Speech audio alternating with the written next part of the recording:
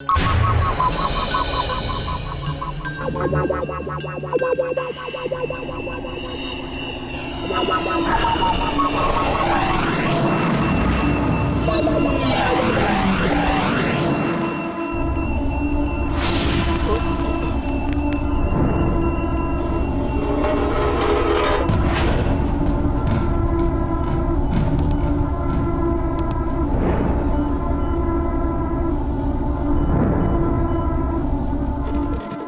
Doctor Jhatka. Hello hello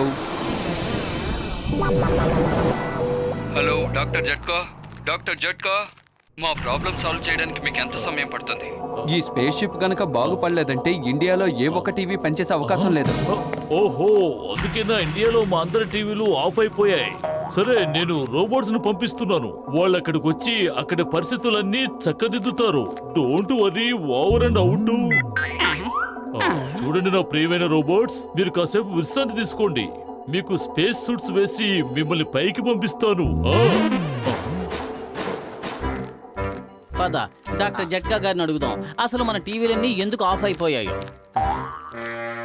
ఓ, శీతాకాలం వచ్చేసింది కదా, చల్లించి తప్పించుకోవడానికి డాక్టర్ జట్కా ఈ సూటుల్ని తయారు చేసి పెట్టుంటాడు. అవి ఆస్ట్రోనాట్స్ సూట్స్ మోటు. డాక్టర్ జట్కా స్పేస్ లోకి వెళ్ళడానికి ప్లాన్ చేస్తున్నట్టున్నారు. పద, ఒక్కసారి మనం ఆ సూట్లు వేసుకుని చూద్దాం. ఒకవేళ అవి మన సైజుల్లో ఉంటే డాక్టర్ జట్కా గారి దగ్గరికి వెళ్ళి మనకు కూడా స్పేస్ లోకి వెళ్ళాలని ఉందని చెప్దాం.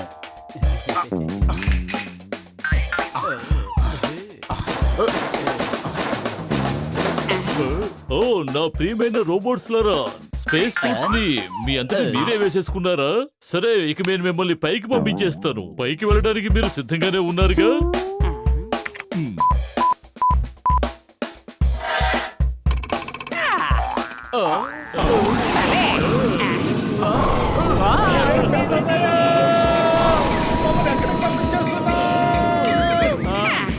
డాక్టర్ జట్కా, మమ్మల్ని కాపాడండి.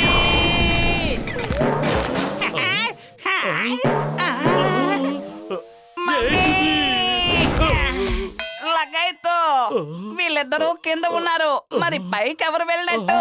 కొంప తీసి మోటు బదులు కాదు కదా. ఓయ్, మీరిద్దరూ ఎవరు? పైకి ఎలా వెళ్ళిపోయారు? పెద్దన్నయ్య, మేము మోటు పత్రులం. పొరపాటు అక్కడ సూట్లు ఉన్నాయి కదా అని వేసేసుకున్నాం. రోబోట్లు అనుకుని మీరు మమ్మల్ని పైకి పంపించేశారు. మమ్మల్ని కిందకి రప్పించండి. మిమ్మల్ని కిందకి రప్పించే సిస్టమ్ ఏమీ అందులో లేదు. నేను చెప్పేది వినండి. మీరిద్దరూ జాగ్రత్తగా స్పేస్ షిప్ లోకి వెళ్ళండి. స్పేస్ షిప్ పాడైపోయింది. అక్కడ ఇద్దరు యాస్ట్రోనాట్స్ ప్రమాదంలో ఉన్నారు. ఇప్పుడు మీరు వారికి సహాయం చేయాలి. నేను ఇక్కడ నుంచి ఏం చేయాలో చెప్తూ ఉంటాను, అలా చేయండి. ఓకే? ఓకే అండం కాకుండా ఇంకేదైనా వేరే దారి ఉందా? లేదు.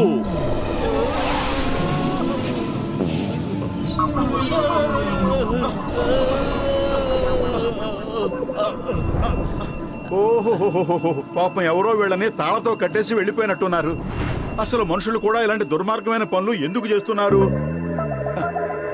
అరే అరే అరే, ఆగు మోటు, ఒక్క నిమిషం ఆగు. అరే అరే, మీరు ఏం చేస్తున్నారు? వద్దు వద్దు, అలా చెయ్యొద్దు. అరే, ఎంత స్వార్థపరులో చూడు. కనీసం థ్యాంక్స్ కూడా చెప్పకుండా వెళ్ళిపోయారు. వాళ్ళేమీ కావాలని వెళ్ళిపోలేదు. ఇప్పుడు మన ఇద్దరం వెళ్ళి కాపాడేంత వరకు వాళ్ళిద్దరూ స్పేస్ లో అలా తేలుతూ తిరుగుతూనే ఉంటారు. పాపు అమాయకులు, వాళ్ళ మొహాలు చూడు. వాళ్ళు స్పేస్ లో దిక్కు లేకుండా ఎలా ఉన్నారు. ఓయ్ hello Motu Patlu. Hello hello, doctor Jhatka. లోపలికి వెళ్ళి అక్కడి రెడ్ బాక్స్ తెరవండి. ఇప్పుడు మీరిద్దరే స్పేస్ షిప్ ని బాగు చేయాలి. అంతేకాదు, మీ వల్ల ప్రమాదంలో పడిన యాస్ట్రోనాట్స్ కూడా మీరే కాపాడాలి. డాక్టర్ జట్కా, ఇక్కడ ఒక వైర్ కనెక్షన్ సరిగ్గా లేదు. ముందు వైర్ కనెక్షన్ ని బాగు చేయండి.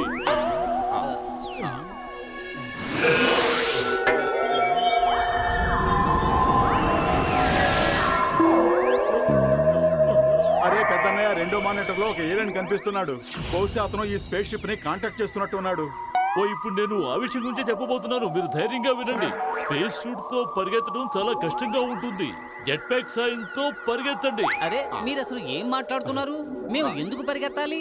ఇంకో విషయం నా స్నేహితులారా, చివరి క్షణాల్లో ఆ దేవుని తలుచుకోవటం అన్ని విధాలా మంచిదని చెప్తారు. దేవుని తలుచుకున్న వారు ఇక్కడ కళ్ళు మూసి అక్కడ కళ్ళు తెరుస్తారట.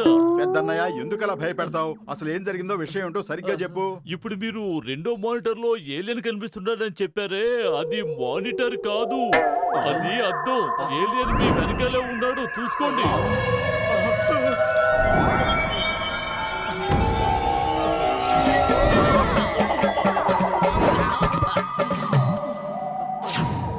అరే పతులు, కడుపు ఖాళీగా ఉంటే నా బుర్ర ఏమాత్రం పనిచేయదు. నువ్వు త్వరగా ఏదో ఒకటి చెయ్యి. ఐడియా సంజీ, jet pack start.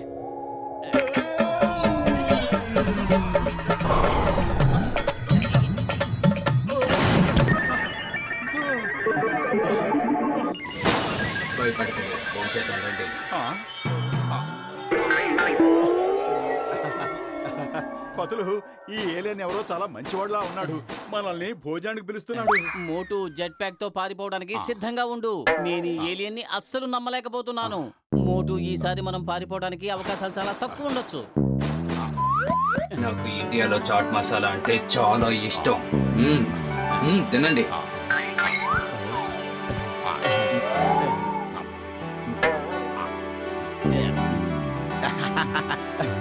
Thank you. ఇంతకే మీ పేరేమిటి? నా పేరు ఎక్స్రే. మీరు తినరా? తింటాను, ఆగండి. ఎందుకంత తొందర? చాట్ మసాలా చల్లుకోకుండా ఏది తినను. అరే పతులు, వీడు మనల్ని తినేయాలని చూస్తున్నాడు. Jet pack! మీరు మోసం చేశారు. మీరు పొట్ట నిండా తిన్నారు, కానీ నా పొట్ట కొట్టిపోతున్నారేంటి?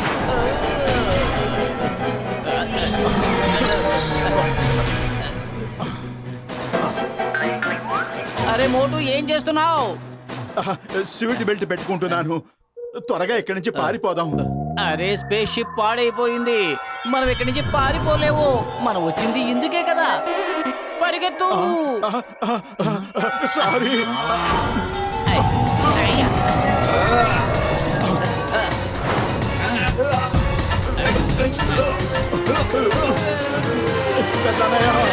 డీప్ ప్రెషర్ లో ఇరుక్కుపోయాం. మీరు అక్కడే ఉండండి.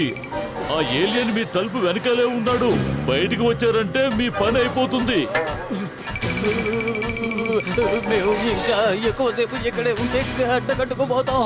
ఇప్పుడు మమ్మల్ని ఏం చేయమంటారు? అరే, కడుపు ఖాళీగా ఉంటే నా బుర్ర ఏమాత్రం పనిచేయదు. నువ్వే ఏదో ఒకటి ఆలోచించు. ఐడియా సజ్జి, వెనక నుంచి తలుపులు బద్దలు కొట్టుకుని వెళ్ళిపోతాం.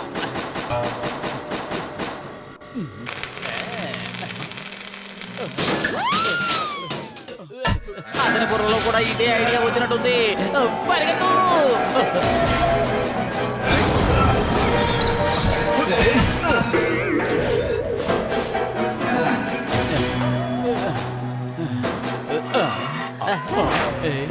పరిగెత్తి అలసిపోయాం.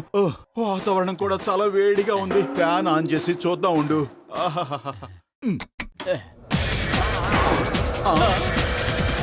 మోటు, ఏమిటి నువ్వు చేసిన పని? త్వరగా వెళ్ళి ఫ్యాన్ ఆపు. అరే, నేను మెయిన్ స్విచ్ వైపు వెళ్ళలేకపోతున్నాను.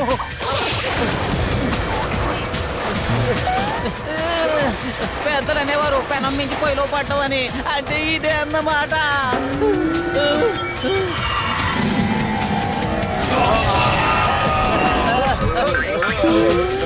ఎక్స్రే అన్నయ్య, నువ్వు ఆ ఫ్యాన్ లో కానీ ఇరుక్కున్నావంటే ముక్కలుగా అయిపోతావు. ఇక్కడే ఉండు. మోటు, నువ్వు అతన్ని ఎందుకు పట్టుకున్నావు? అతను మనల్ని తినడానికి ప్రయత్నిస్తున్నాడు. అరే, వదిలేస్తే ఫ్యాన్ లో ఇరుక్కుపోతాడు. అందుకే అతను చేయబట్టుకుని సహాయం చేస్తున్నాను.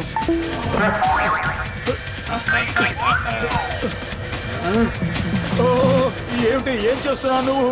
ఒక పక్క నేను నిన్ను కాపాడుతూ ఉంటే మరో పక్క నువ్వు నన్ను తినేయాలని చూస్తావా? అసలు నీకు న్యాయం లేదా? నేను నిన్ను తినాలని అనుకుంటున్నాను, అయినా నువ్వు నన్ను ఎందుకు కాపాడుతున్నావు? ఆపదలో ఎవరున్నా సరే కాపాడటం ప్రతి మానవుడి యొక్క ప్రథమ కర్తవ్యం. అర్థం చేసుకో. ఏంటి?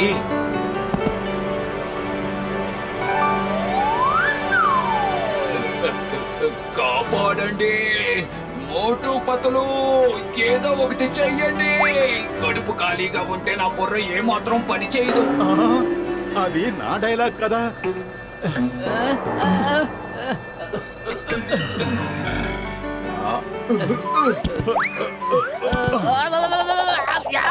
మీరిద్దరూ చాలా మంచి వాళ్ళు. పదండి, మీ స్పేస్ షిప్ ని నేను బాగు చేసి పెడతాను. ఆ తర్వాత మీరిద్దరూ ఆస్ట్రోనాట్స్ ను కాపాడండి.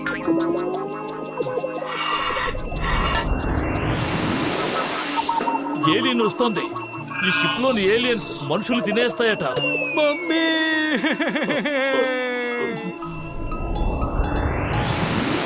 వాళ్ళిద్దరూ మోటు పత్రు చాలా అద్భుతంగా కాపాడారు. డాక్టర్ జట్కా మోటు పత్రు అసలు ఇది ఎలా చేయగలిగారు? వాళ్ళు ఏ పని ఎలా చేస్తారో ఎవరికీ తెలియదు.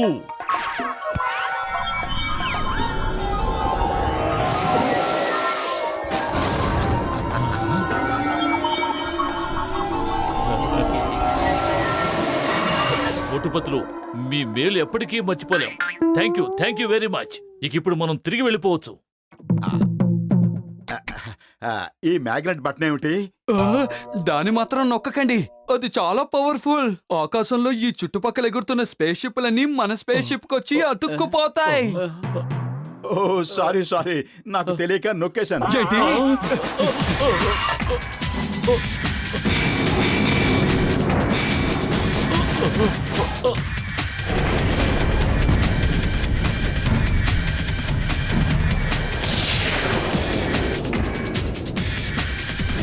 ఎవరు చేశారు? అసలు ఎందుకు చేశారు? మోటుపత్రు, పరిగెత్తండి. ఇప్పుడు మీరు పరిగెత్తలేదంటే ఇక జీవితంలో ఎప్పుడూ పరిగెత్తలేరు.